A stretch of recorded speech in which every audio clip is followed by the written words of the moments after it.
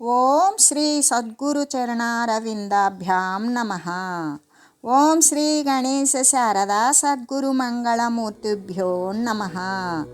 ఓం నమో భగవతే వేదవ్యాసాయ నమః. ఓం నమః ప్రణవార్థాయ శుద్ధ జ్ఞానైకమూర్తయే నిర్మలాయ ప్రశాంతాయ దక్షిణామూర్తయే నమః. ఓం ఈశ్వరో గురురాత్మేతి మూర్తిభేద విభాగినే వ్యోమవద్వ్యాప్తదేహాయ దక్షిణామూర్తయే నమః. శ్రీ గురుగీత తృతీయోధ్యాయము. అయితే మరి పాపాత్ములకు గతి లేదా అంటే ఉన్నది. ఏ విధంగా అంటే శ్రీ గురుదేవుని యొక్క పాదార విందమే సంతప్తమైనటువంటి హృదయాలకు కూడా పరమ శరణ్యమై ఉన్నప్పుడు మరి పాప పంకిలమైనటువంటి జీవనాన్ని గడిపేటువంటి వారికి గతి లేదా అంటే వారికి కూడా సుగతి అనేటువంటిది ఉన్నది. ఎలాగా అంటే చాలా కాలం నుండి కూడా అనారోగ్యంతో బాధపడేటువంటి వానికి మంచి ఔషధం కూడా వాడికి రుచించదు. ఆ ఔషధాన్ని కూడా వాడబుద్ధి కాదు. ఎందుకు? వాడికి మొత్తం కూడా రుచి అనేది ఆ నాలుక కోల్పోతుంది, ఏది కూడా సహించదు.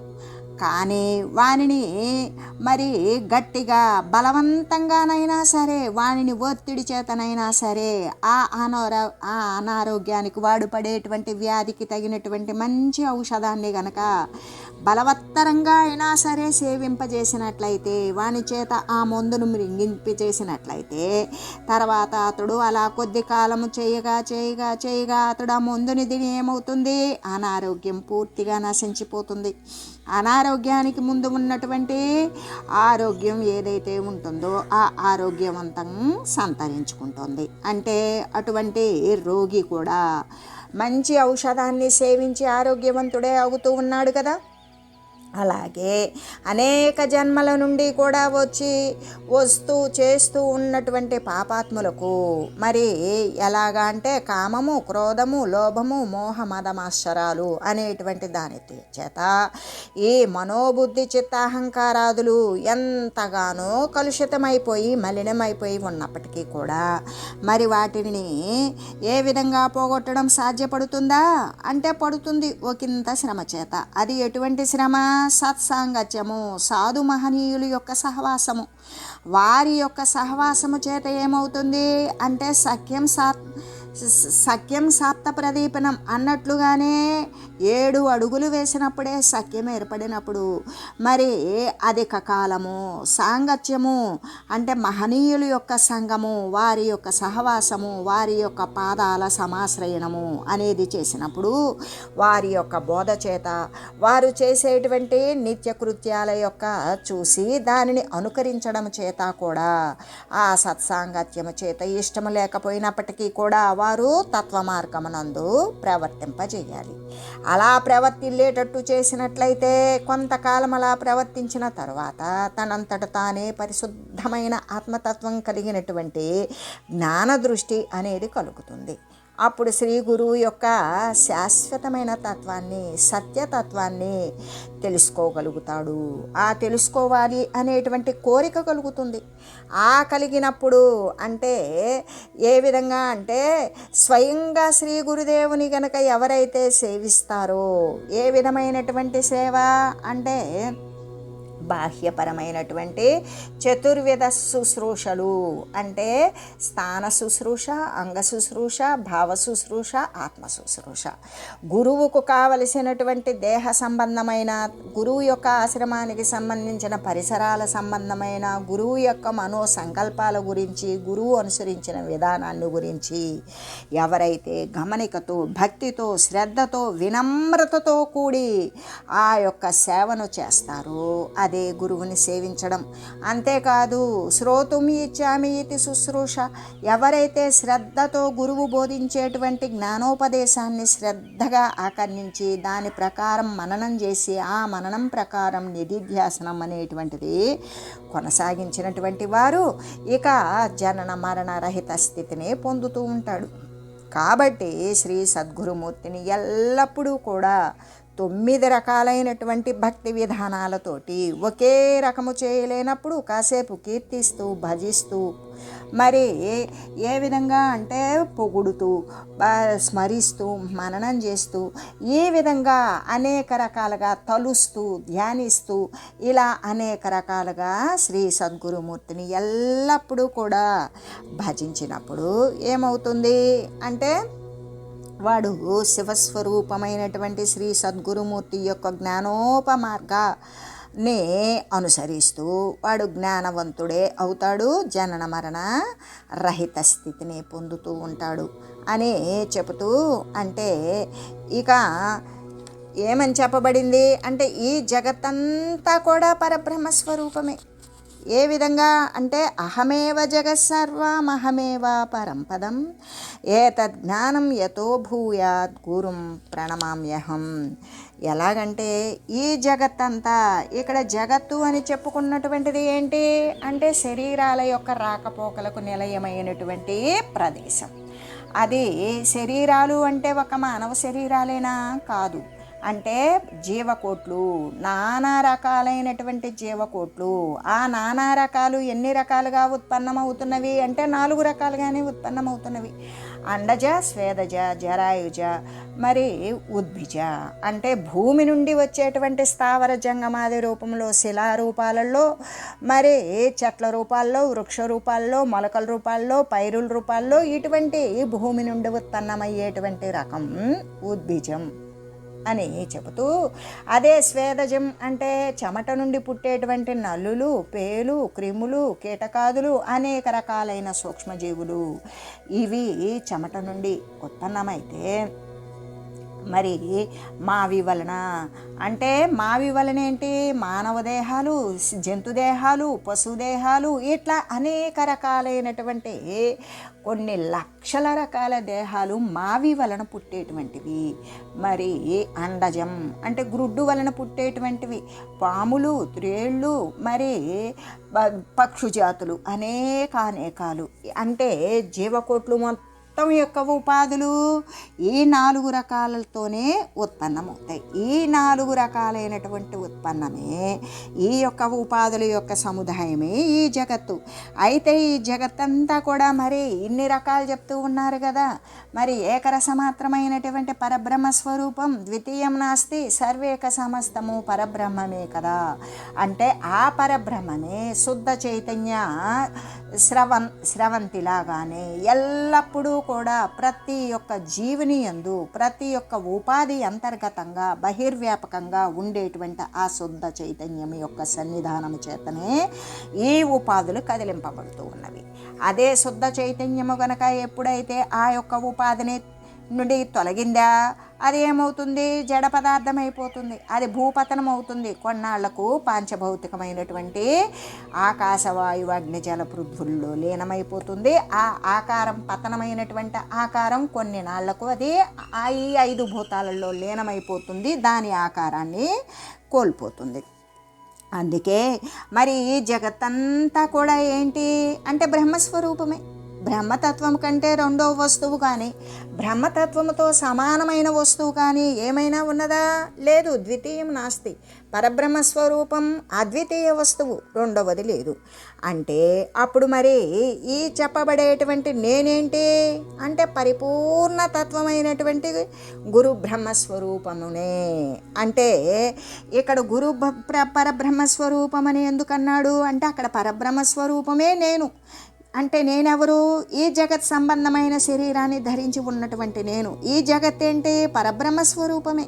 మరి ఈ గురు పరబ్రహ్మస్వరూపం ఎవరు అంటే పరిపూర్ణ తత్వాన్ని గురించి తెలిసినటువంటి, అనుసరించినటువంటి, సర్వేక సమస్తము ఉన్నటువంటి చిచ్చక్తి స్వరూపంలో సత్తా సామాన్య స్థితిలో ఉన్నటువంటి ఏ పరిపూర్ణ తత్వం అయితే ఉన్నదో అదే నీవు, అదే నేను. మహావాక్యాల రూపంగా చెప్పుకున్నా, లేదా మంత్రత్రయ రూపంలో చెప్పుకున్నా, లేదు పరిపూర్ణ ఎరుక పరిపూర్ణాల గురించి చెప్పుకున్నా, ఏ విధంగా ఉన్నా కూడా ఆ చిన్మయమైనటువంటి నిరతిశయానంద జ్యోతిస్వరూపము అంటే ఏకరస మాత్రమే.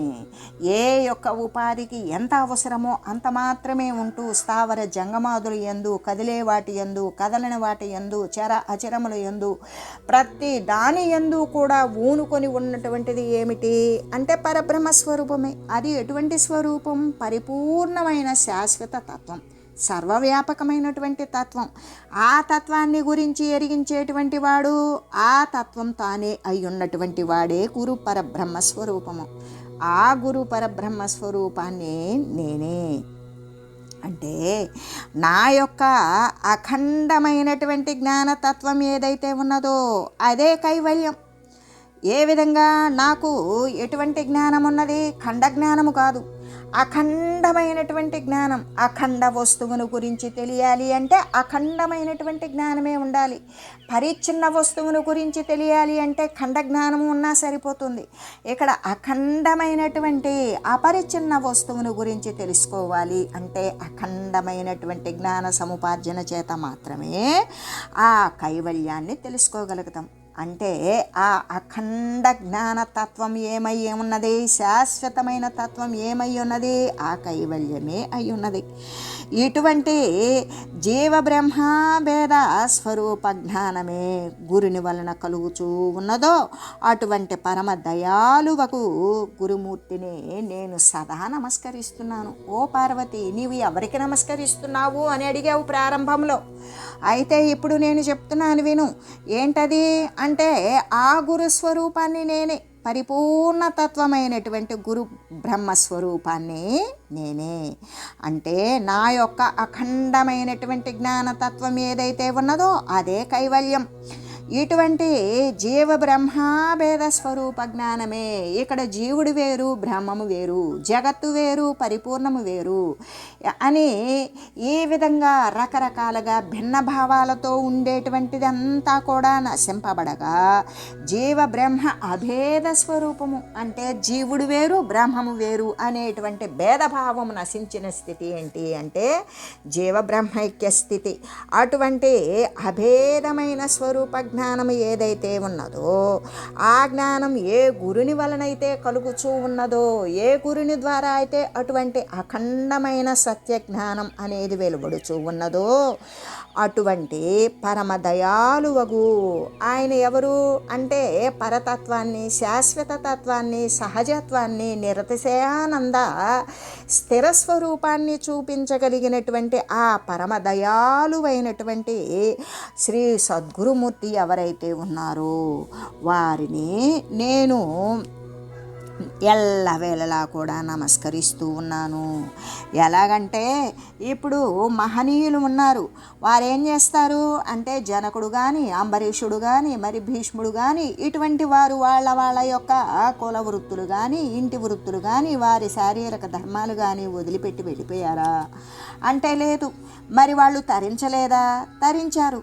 అంటే గృహమనందు ఉండి కూడా తరించినటువంటి మహనీయులు ఎటువంటి సద్గురుమూర్తుల యొక్క దయానుగ్రహం వల్ల తరించారు అంటే వారు అఖండమైన తత్వజ్ఞానోపదేశాన్ని బోధించినప్పుడు దానిని అఖండమైన భక్తితో ఆ జ్ఞానాన్ని అందిపుచ్చుకొని ఆ మార్గాన నడిచినటువంటి వారు గృహమనందు ఉన్న, వానప్రస్థమనందు ఉన్న, సన్యాసమనందు ఉన్న, లేదు బ్రహ్మచర్యమనందు ఉన్న, ఇక్కడ ఆశ్రమ ధర్మానికంటే కూడా మూలం వాని యొక్క అంతఃకరణ శుద్ధితో ఉన్నటువంటి వారు ఎందునున్నప్పటికీ కూడా వారు తరించినటువంటి వారే. అందుకే గృహమునందు ఇలా కులంబున నుండి హమునందు నుండి ఇంపు మీరా సతుల సుతులతోడ జగము మిథ్యయటంచుగాది సూర్యజనులు గనుట సుగతి. అంటే వాళ్ళు గృహమునందే ఉన్నారు, వాళ్ళు ఇళ్ళు వదిలిపెట్టి ఏమాత్రము కూడా ఏ అడవులకు వెళ్ళలేదు. మరి వారు భార్యాబిడ్డలతోనే ఉన్నారు. భార్యాబిడ్డలతో ఉండి కూడా మరి ఏ విధంగా అంటే ఈ ఇహమునందు ఈ శరీరమునందే ఉన్నారు. శరీరమునందే ఉండి కూడా భార్యతోనూ బిడ్డలతోనూ వారి యొక్క కుల ధర్మాలను, వారి యొక్క ఆశ్రమ ధర్మాలను, గృహస్థ ధర్మాలను కూడా అనుసరిస్తూ ఈ మరి వారి యొక్క మానసిక భావన ఏ విధంగా ఉన్నది? ఈ జగము మిథ్య అంటే అబద్ధమైనటువంటి విషయమునందు ఇదంతా కూడా అబద్ధమే అయి ఉన్నది అని స్ఫుటంగా తెలిసినటువంటి మహనీయులు అబద్ధాన్ని అబద్ధంగానే గాంచుచు సత్యాన్ని అనుసరిస్తూ ఉన్నటువంటి వారు అంటే జగము మిథ్యయటంచుగాదే సూరిజనులు గనుట సుగతి. వాళ్ళు సుగతులు కన్నారు, మోక్షతత్వాన్ని పొందారు. ఏ విధంగా పొందారు అంటే వారు ఈ జగము లోపల ఈ ఇహ సంబంధమైన శరీరంలో వాళ్ళ యొక్క కులాచారం ప్రకారం, వాళ్ళ యొక్క ఆశ్రమ ధర్మ ప్రకారం వారు భార్యా బిడ్డలతో ఉన్నప్పటికీ కూడా దీని పట్ల ఏమాత్రము కూడా ఆసక్తి సంఘభావము లేకుండా వారు అబద్ధమను మరి మిథ్య అని తలంచి సత్య వస్తువునందే పరిడి వెళ్ళుతూ ఉన్నటువంటి వారు కాబట్టి వారు అటువంటి సుగతిని మోక్షతత్వాన్ని పొంది ఉన్నారు. అటువంటి సత్య వస్తువును గురించి బోధించినటువంటి మహనీయులు, ఆ మహనీయులకి అంటే ఉన్న ఫలంగా అఖండమైన తత్వజ్ఞానాన్ని పొందగలిగినటువంటి సునాయాసమైన ఆ మార్గోపదేశాన్ని చేసినటువంటి అఖండ తత్వజ్ఞానోపదేశకులైన శ్రీ సద్గురుమూర్తికి నేను సర్వదా ఎల్లవేళలా కూడా నమస్కరిస్తూ ఉన్నాను. అంటే మోక్షానికి సాధనముగాను సాధ్యముగాను ఉండేటువంటి పరమ లక్ష్యమైనటువంటి బ్రహ్మమును శ్రీ గురుమూర్తే అయి ఉన్నాడు కదా. మోక్షము అంటే ఇహ సంబంధమైన పర సంబంధమైనటువంటి కోరికలు, ఆ యొక్క వస్తుతతి పట్ల, ఈ శారీరక సౌకర్యాల పట్ల, ఈ యొక్క పరిసరాలలో మరి ప్రోధి చేసుకునేటువంటి ధనధాన్యాదుల పట్ల వీరు ఏమాత్రము ఆశ లేకుండా సర్వేక సమస్తము దృశ్యమాన వస్తువుల పట్ల వీరు విరక్తిని కలిగి ఉన్నారు. అంటే కోరికలు యావత్తూ కూడా సమూలంగా నశించిపోయినవి.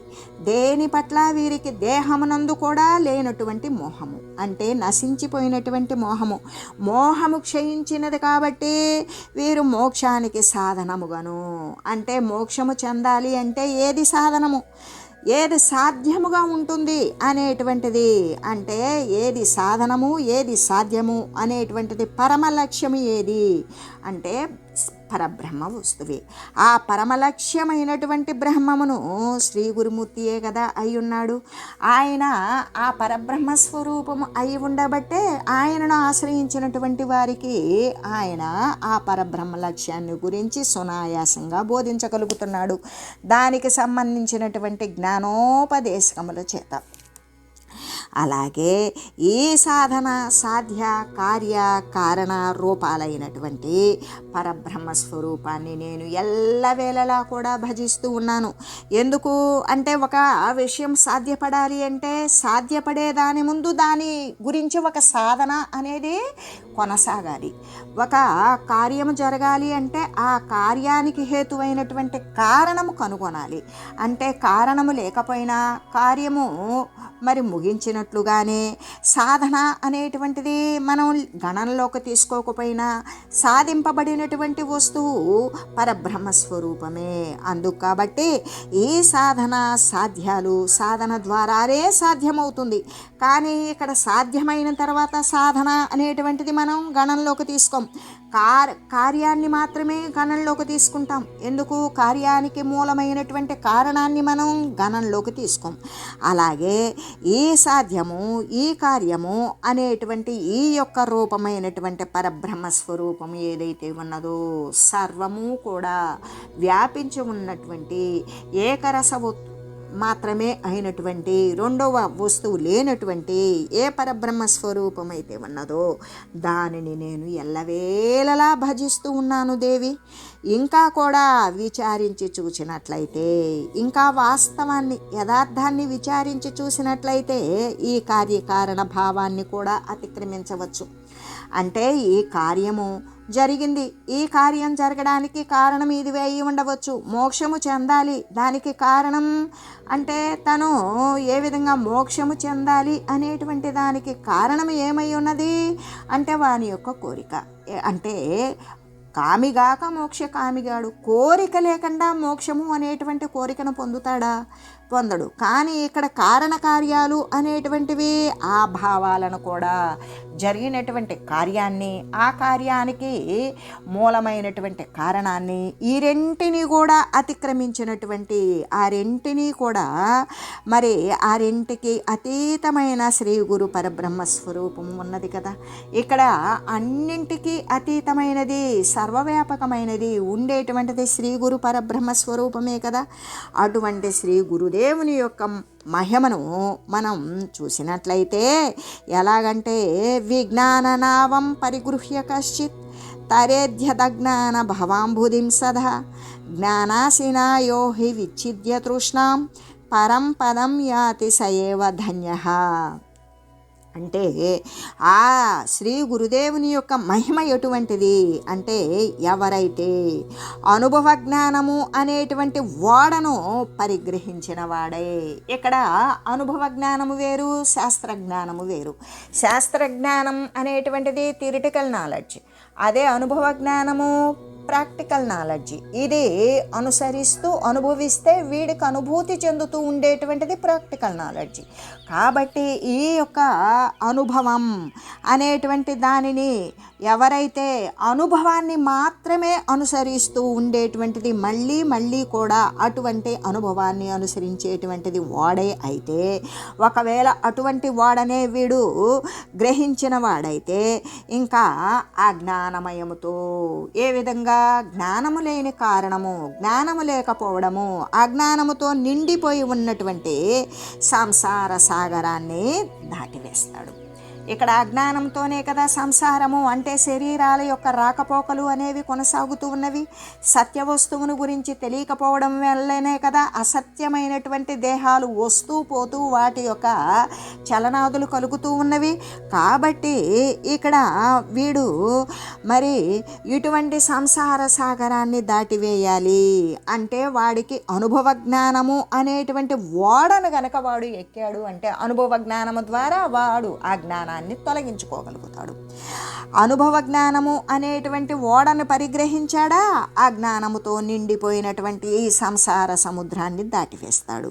ఇంకా కూడా అజ్ఞాన అంటే ఆ జ్ఞాన ఖడ్గము చేత అంటే ఏ జ్ఞానమైతే ఉన్నదో ఆ జ్ఞానము అనేటువంటిది కత్తి లాంటిదైతే విషవల్లి తృష్ణను ఛేదించి వేస్తుంది.